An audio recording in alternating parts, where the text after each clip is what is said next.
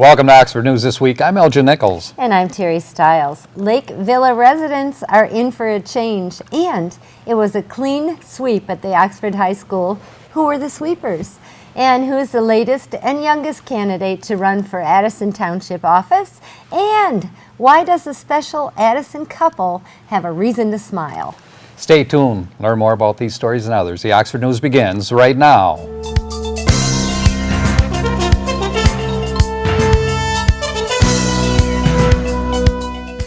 There are new owners of the Lakeville Manufactured Home Development in Oxford, and big changes are planned.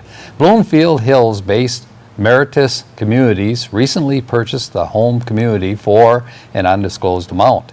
The new managers, a husband and wife team, Glenn and Edith Beelan, say that the company plans to invest in over $1 million in improvements.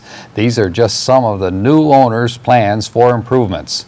60% of the streets will be resurfaced, a new playground will be installed along with equipment and benches, and the clubhouse will undergo major renovation.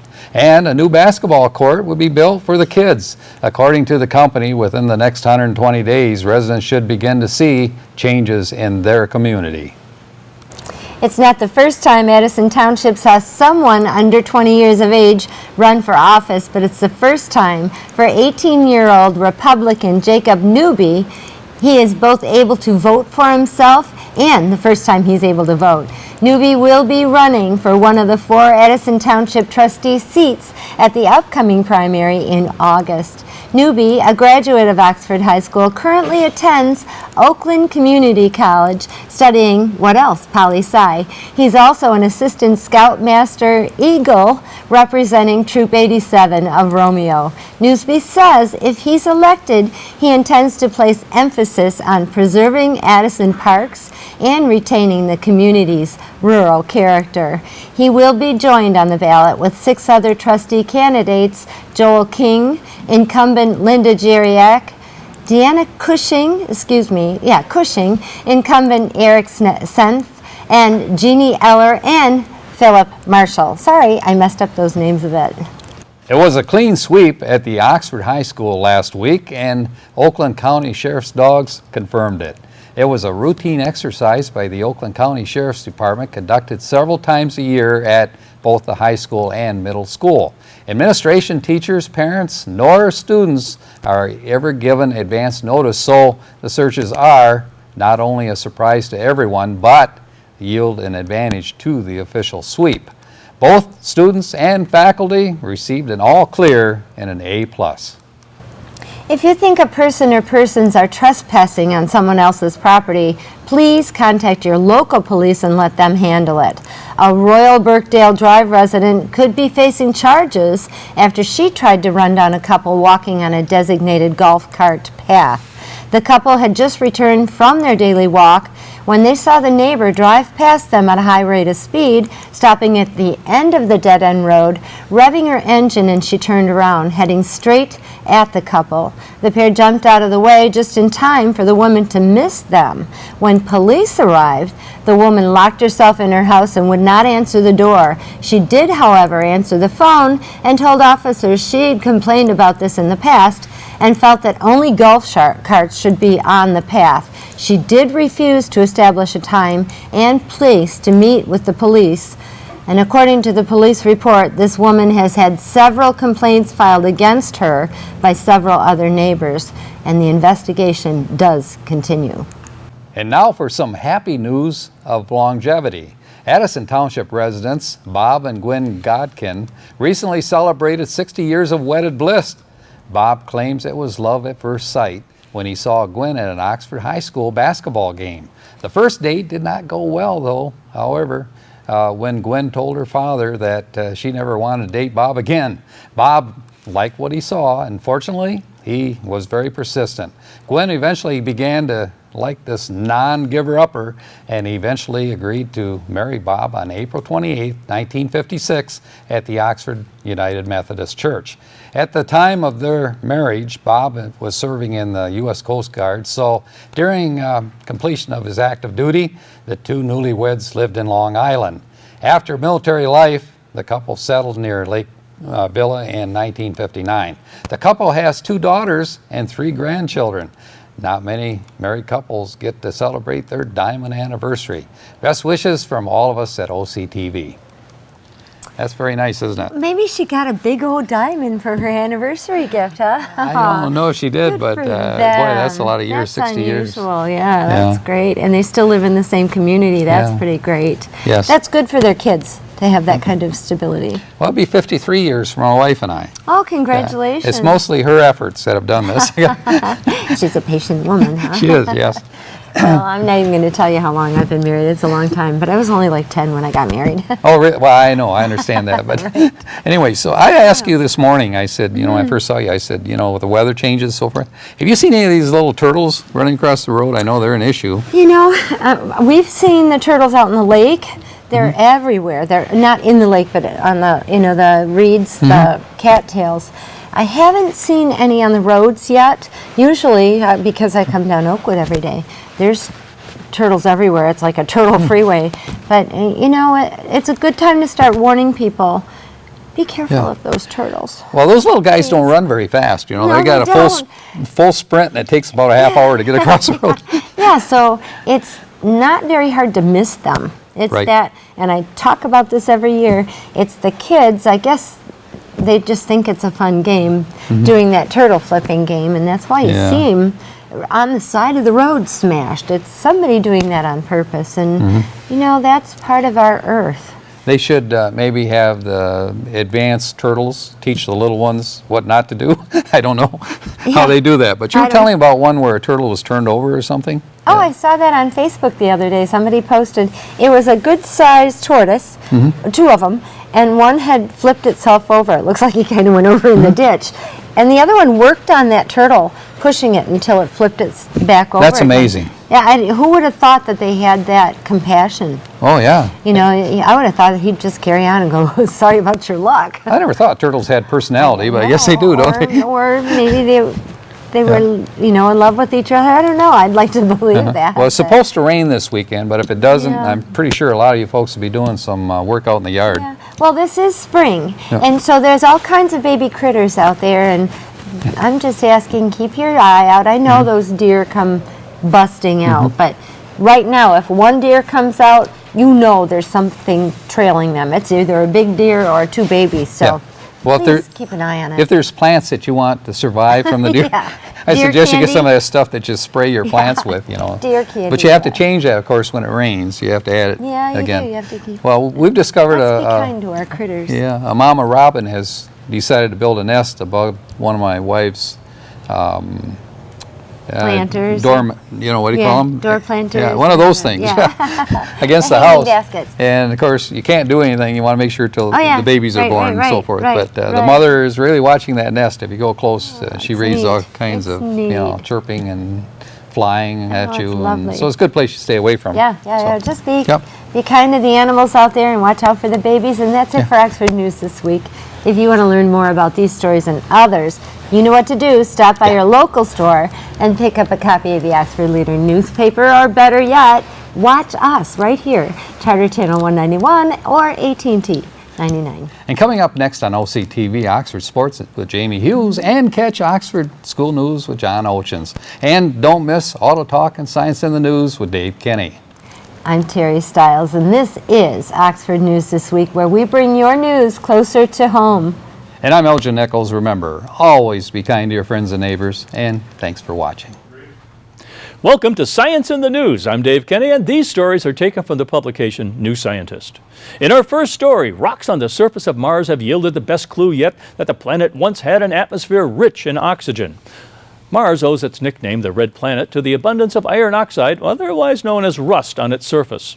But in addition to all that iron, NASA's Curiosity rover has now found substantial amounts of manganese oxide in rocks in Mars' Gale crater. We found 3% of the rocks have high manganese oxide content. Agnes Cousin of the Research Institute for Astrophysics and Planetology in Toulouse, France, told the European Geophysical Union meeting in Vienna, in Austria, earlier this week. That requires abundant water and strongly oxidizing conditions, so the atmosphere may have contained much more oxygen than we thought. Mars' current atmosphere is 95% carbon dioxide and contains only a trace amount of oxygen. Nevertheless, many researchers have argued that Mars must have once had a rich atmosphere in oxygen. This is the most direct evidence to date, the Curiosity team claim. The rover identified the manganese oxide with the help of its CAM, an instrument that zaps rocks with a laser and analyzes the resulting dust cloud to identify chemicals and minerals.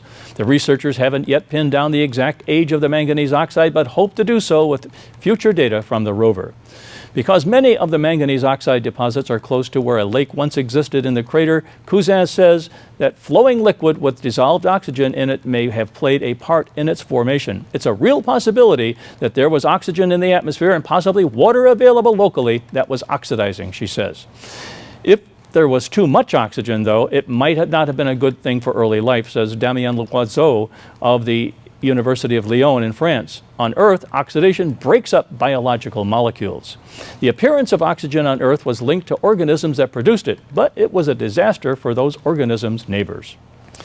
And still in space, the countdown has begun. NASA's Cassini spacecraft has spent more than a decade orbiting Saturn, dipping in and out of its rings and peering at its moons. But in just 1 year, it will begin its grand finale, a daring series of maneuvers that will bring views of Saturn like never before and end with the spacecraft plummeting to its death in the gas giant's atmospheres. It's going to be a tough day, says project manager Linda Spilkler of NASA's Jet Propulsion Laboratory in Pasadena, California, who presented details of Cassini's last act in Vienna on April 20th at the European Geophysical Union meeting. The so-called grand finale program will begin next year following 6 months studying Saturn's outermost F-ring, including 12 close flybys of Saturn, or that is to say of Titan, Saturn's biggest moon, which sport rivers and lakes filled with liquid hydrocarbons. Cassini's last act will be its most daredevil mission yet. From April 2017 to September, the probe will zoom 22 times between the planet and the innermost of Saturn's famous rings. No spacecraft has flown in that region before, so it's very exciting, says Spilker. The scientific payback will be enormous, flying closer than ever before to the gas giant's surface, some 64,000 kilometers from its center. Cassini will gather information previously unobtainable to help solve Saturn's enduring mysteries. These include such basic questions as to whether it has a rocky core, how its weather works, and the precise length of its days. At such close quarters, Cassini's instruments can gather unprecedented information about the composition of the planet's atmosphere and the ionosphere. The craft will also collect data on radiation belts girding the planet and will be in a position to use gravity measurements to give the best estimate yet of the mass of the rings. And these images it will send back should be spectacular. We will get some of the highest resolution images ever obtained of the inner D ring, says Spilkler. We will get wonderful views with the sun high in the sky for its solstice.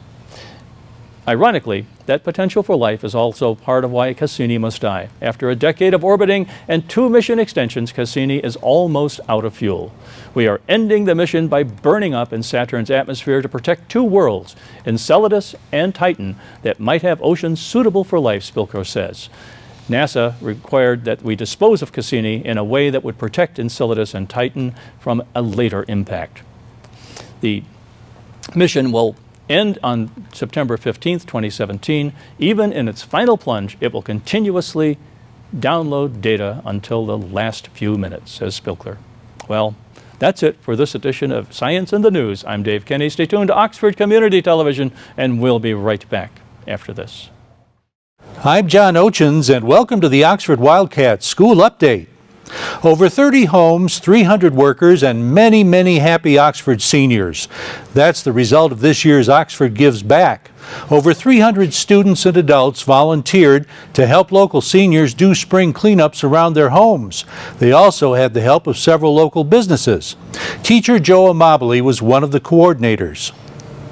It ended up that we had about 300 student volunteers, at least 50 to 60 adults, and local businesses. I think there was 4 or 5 local businesses that donated food and things like that. We had people with Parkinson's, people with dementia, people with just lonely, stroke patients, cancer patients, a lot of people that just were in tears with how happy they were that students were there. It was overwhelming. Assistant Principal Kurt Noose was there too.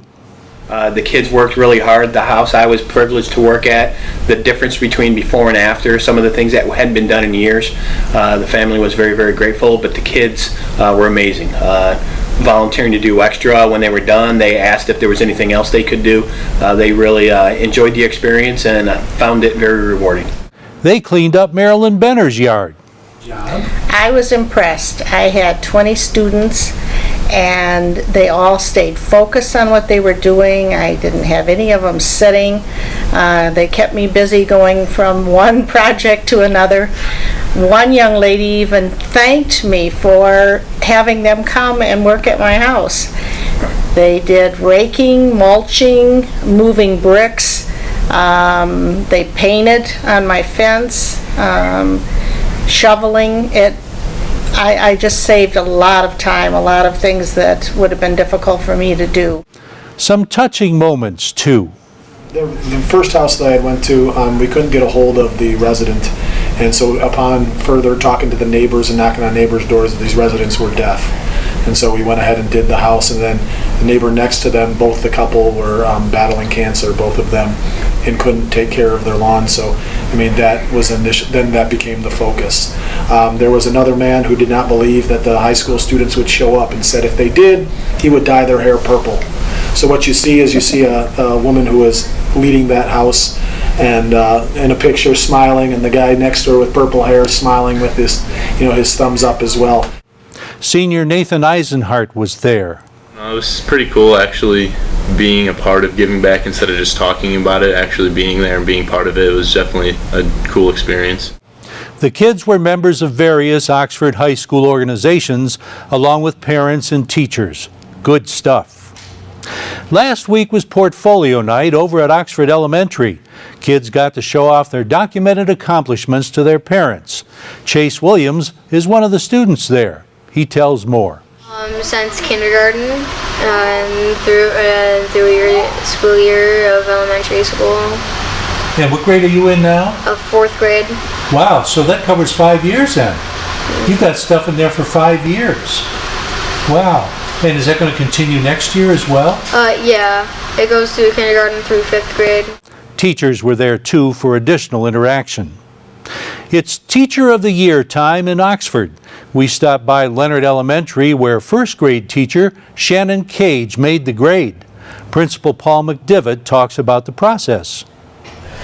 Well, each year we put out a Survey Monkey to our staff and then out to all of our parents. It goes out in our newsletter for several weeks, and we get several responses from different staff members, and we get several responses from parents from our school community. I can compile all of those, and it's not really necessarily like a popularity contest where it's like whoever gets the most votes or anything like that, but I do go through each of them.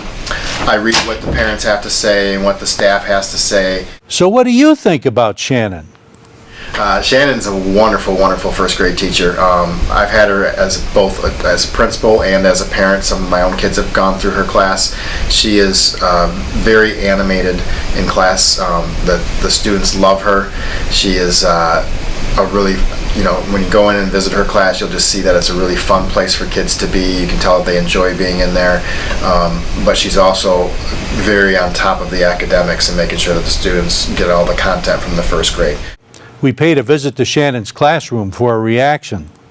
Oh, it's wonderful. It was a great surprise and it's been wonderful. They love it too. These are all 1st graders. I have 18 boys and 5 girls. So we have a lot of fun in here. We like to keep busy and we just have a lot of fun. If you're not careful, you may be in for a flocking. There's a new drive going on to raise money for elementary playgrounds at Daniel Axford and Oxford Elementary. Melissa Williams is one of the parents in charge. Where you can have a neighbor, a friend, a family's house flocked with flamingos in the middle of the night. So when they wake up in the morning, they're surprised to see a flock of flamingos. Of course, this is all in fun. They stay for 24 hours. A flock of 15 costs $20 and a flock of 30 costs $35. And all of this money goes to fund new playground equipment for Daniel Axford and Oxford Elementary School. The fundraiser it's going on now and it will end on June 10th.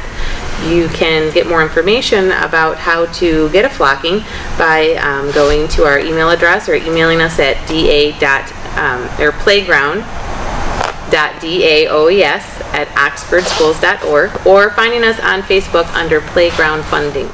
Money for a good cause and a little fun to boot. That's the Oxford School Update for this week. This is Oxford Community Television, keeping it local.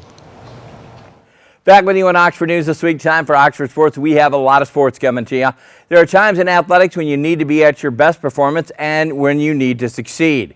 The Oxford Wildcats, 4-6, had neither Tuesday night on the road against Rochester Stony Creek, dropping a tough 8-2 loss to the unbeaten OAA leaders, probably losing their chances at repeating the conference champions. The Wildcats would only muster up 19 shots and 2 goals and imploded just enough to allow Stony Creek to take advantage of that. Oxford mistakes to win the game. Oxford scoring came from Christian Rochers and Gavin Fritz, who tallied a goal apiece. Dominic Regan won a face-off battle 8-6 over the opponent. Defensively, Tyler Jenks picked up 5 ground balls to lead the Wildcats. The Wildcats get back into action to hopefully recover from that loss on Thursday at home when they entertain Huron Valley. That'll be a 7 o'clock game. Again, that painful score, Rochester Stony Creek 10, Oxford 2 in lacrosse. The Oxford High School boys sophomore golf gold fell to the Birmingham Seaholm team. The score there 177-203. This was a JV fourth match, second loss, and it was a combination of a new course on the tough greens and Seaholm hitting the ball at the right times. That's usually how you lose in golf. The match was played at the Oakland Hills North on the front nine. That is the length of 3,105 yards. Kind of a tough course to play there. Oxford had a low round the entire duel with 41, crowning the medalists between two teams. Other competitors for the Oxford Wildcats were Ryan Hall, Louis Krupa, Blake Lewis, Ben LaRock, Colton Campbell. It was a well-deserved victory for Birmingham Seaholm. The Oxford boys will definitely learn from their mistakes. The conditions were a bit chilly as well. 50s and intermittent gusts of wind on that course. Next on the schedule for the Oxford golf team will be Troy. They'll be at the home course of the Oxford Hills. That game May 2nd, I should say, that match. He made headlines when he left. He makes headlines when he is coming back. The Oxford Athletic Department was excited to announce Steve Laidlaw as a newly appointed varsity boys basketball coach at Oxford High School. Coach Laidlaw brings a plethora of basketball coaching. He was the coach here in the early part of 2000. He based his coaching on the 5C philosophy: character, compassion, commitment, coachable, and confidence. Again, Laidlaw served as head coach here in Oxford 2002 to 2009, an Oxford graduate himself, and most recently was the head JV basketball coach at Avondale from 2010 to 2016. It was a comfortable fit and a welcome back. The 2006 Laidlaw team finished first in the Flint Metro League with a 10-4 record. Again, Steve will be the right fit for the new coaching position, and he will be ready for that. His first game back on the Oxford court, January 12th against Farmington Harrison. Again, everybody here at OCTV welcoming back Steve Laidlaw as the Oxford basketball coach. The Bats came alive in Game 2 of the doubleheader. The real story was pitching. It led to a 6-0 win for the Cats. Freshman Evan Bruning stifled the Cougars' offense, throwing a complete Game 4 hit shutout. Bruning attacked each with every hitter. The fastball, Anthony D'Alessandro, Devin Davenport, Braun Mayett, Brad Wood all had doubles in that game. Good stuff in there, Oxford baseball. Jumping to the softball match there with the Oxford team. It was a close game. Oxford Clarkson picked up the victory, 11-8 against the Cats. Caitlin Beam had 5 strikeouts. Chloe Allen went 2 for 5 and 1 RBI. Logan Medell went 1 for 4 with 2 RBIs. Lauren Donaldson went 2 and 2 with 1 and 4 and 2 RBIs. Caitlin Beam went 1 and 4. Anna Pruski went 2 and 3. Hannah Vachon went 2 and 3, 1 RBI. Again, that game a tough loss, though. They lost to that team. That game can also be seen here on OCTV. What a way to kick off the season in tennis. We had our own broadcaster earlier picking it up, Elgin Nichols. Welcome the Blackhawks Oxford High School freshman singles Lauren Opluski. A tremendous game as she took on this senior, Katie Yeaker, 6-0, 6-0. They're an exciting contest, and they beat Brandon 6-2. Oxford High School girls varsity tennis will take on also took on Hazel Park and beat them 8-0. Look for that game this weekend. A lot of stuff happening this weekend on OCTV. Hey, if you have an athlete in the Oxford system or you want to find out if they won, lost, or whatever, it's a great news site. We've been checking that out ourselves. It's oxfordathletics.org. That's one word, oxfordathletics.org. Find out all the information you need to know about your Oxford athlete. While you're online, I urge you to stay tuned and join our website, OCCTV.org. You can catch any one of the programs that we film here on your computer, iPad, phone, wherever you choose to watch on the Peg Central. Log on when you can. It's OCCTV.org. I urge you to stay tuned this weekend. We got softball, baseball, tennis. We got it all. It'll be right there on your TV set. Again, between 1 and 6 on Saturday and Sunday. That's it in sports. Go Wildcats, and welcome back, Mr. Laidlaw. Looking forward to see you on the basketball court. Welcome to this edition of Auto Talk. I'm Dave Kenny, and these stories are taken from the publication Automotive News.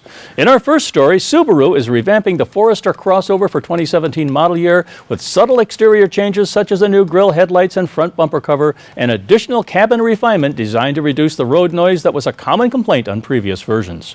For 2017, the Forester's base 2.5-liter Boxer 4-cylinder engine ekes out 2 more miles per gallon in city driving, bringing the total to 26. Highway efficiency remains at 32, but the more efficient city figure raises the combined DPA rating to 28 miles per gallon from 27.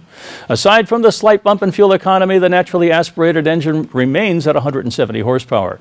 The turbocharged 2-liter H4 in the Forester XT offers the same 250 horsepower and fuel efficiency.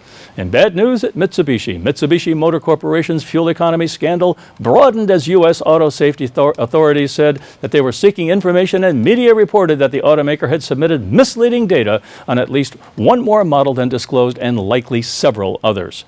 Japan's 6th largest automaker admitted last week that it had overstated the fuel efficiency of 625,000 cars, wiping out about 40% of its market value, or $3.2 billion in 3 days. The revelations have also prompted Japanese authorities to raid one of its R&D facilities, while Standard & Poor's warned its rating could be lowered further into speculative grade territory. Adding to fears that the scandal would lead to ballooning compensation costs and fines, top Japanese government officials said Mitsubishi may have to reimburse consumers and the government if investigations find the vehicles were not as fuel efficient as claimed. This is a serious problem that could lead to the loss of trust in our country's auto industry, Transport Minister Keiichi Ishii told a news conference on April 22nd. He said he wanted Mitsubishi to look at the possibility of buying back the cars in question, while another minister was quoted by media as saying the government could ask it to pay for any electric car subsidies granted to consumers. Domestic media reported that Mitsubishi had submitted misleading mileage data on its i-MiEV electric car, which is also sold overseas. Previously disclosed models are marketed specifically for the Japanese market, and Mitsubishi has admitted to manipulating their fuel economy readings. An official at the U.S. National Highway Traffic Safety Administration told Reuters that the regulator had asked Mitsubishi for information on vehicles sold in the United States, and we haven't heard the end of that. And on the recall front, Fiat Chrysler is recalling more than 1.1 million SUVs and sedans worldwide with European-style electronic shifters to prevent the vehicles from moving if a driver forgets to put the vehicle in park. The recall affects an estimated over 100,000 2014 to 2015, that is to say 800,000 2014 to 2015 Jeep Grand Cherokees and 2012 to 2014 Dodge Charger and Chrysler 300 sedans in the United States, FCA said. It also includes over 52,000 of the vehicles in Canada, over 16,800 in Mexico, and over 248,000 outside North America. An investigation by the automaker and the National Highway Traffic Safety Administration found some drivers had left their vehicles without putting them in park. FCA said it was aware of 41 injuries that were potentially related to the design. NHTSA said the testing of the vehicle's electronic gear shifter found it not intuitive and provides poor tactical and visual feedback to the driver, increasing the potential for unintended gear selection. Gear selection is conveyed to drivers by indicator lights, not gear selector's position, which may lead drivers to falsely assume vehicles are in park, the company said. Vehicles deliver warning chimes and messages if driver's side doors are opened while engines are running and park is not engaged. Many of the crashes occurred soon after vehicles were purchased, and one complaint said that in September of 2015, a new Jeep Grand Cherokee in Leonardtown, Maryland rolled forward, that is, and struck headstones in a cemetery, causing $1,500 in damage. Luckily, no one was hurt. Well, that's all for this edition of Auto Talk. I'm Dave Kenny, and as always, may the wind be at your back as you cruise down life's highways. Stay tuned to Oxford Community Television, and we'll be right back.